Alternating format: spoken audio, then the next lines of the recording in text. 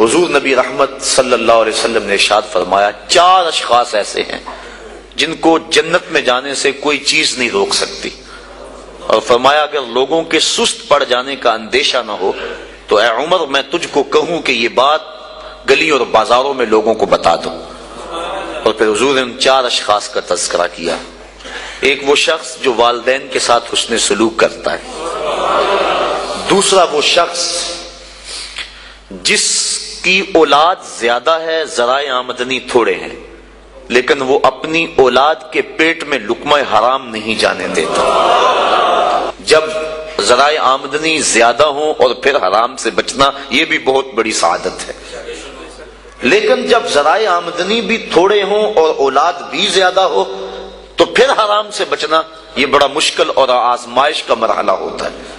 تو جو اس موقع میں رزق حرام سے بچا، قیامت کے دن حضور کے فرمان کے مطابق جنت میں جانے سے اسے کوئی شے نہیں روک سکتا۔ اور ہم صحابہ کی زندگیاں دیکھتے ہیں، فجر کی نماز ہوتی ہے، ایک صحابی جلدی سے اٹھ کے چلے جاتے ہیں۔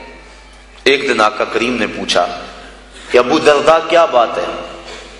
تو حضرت ابو درداء نے عرض کی حضور آپ جانتے ہیں آج کل مدینے میں کھجوریں پکنے کا موسم ہے اور سحری کے وقت ٹھنڈی ہوائیں مدینے کی سرزمین کو سلام کرنے بھی آتی۔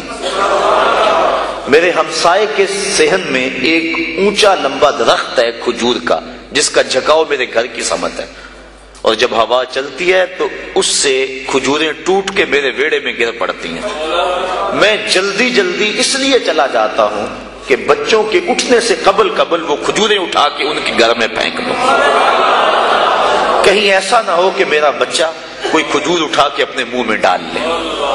یہ صحابہ کا مزاج۔ اور ہماری سڑک سے گنے کی ٹرالی گزر کر تو دیکھیں، ہم بچے کو شاباش دیتے ہیں کہ بڑا دلیر نکلا ہے۔ جس کو آج آپ حوصلہ افزائی کر رہے ہیں کل بڑا ہو کے ڈاکو بنے گا، کل بڑا ہو کے راہزن اور لٹیرا بنے گا۔ اولاد کی تربیت کے باب میں یہ بات ہے کہ اگر وہ گناہ کا ارتکاب بچپن میں بھی کرتے ہیں تو ان کی وہاں حوصلہ شکنی کی جائے تاکہ ان کے دل میں گناہ سے نفرت پیدا ہو جائے۔ تو حضرت ابو درداء نے عرض کی حضور میں اس لیے جلدی چلا جاتا ہوں کہ ہمسائے کے گھر سے جو کھجور کا درخت ہماری سمت جھکا ہوا ہے اس کی کھجوریں جو گرتی ہیں میں ان کو اٹھا کے ان کے صحن میں پھینک دوں تاکہ کہ میرا بچہ وہ کھجور اپنے اندر نہ لے لے۔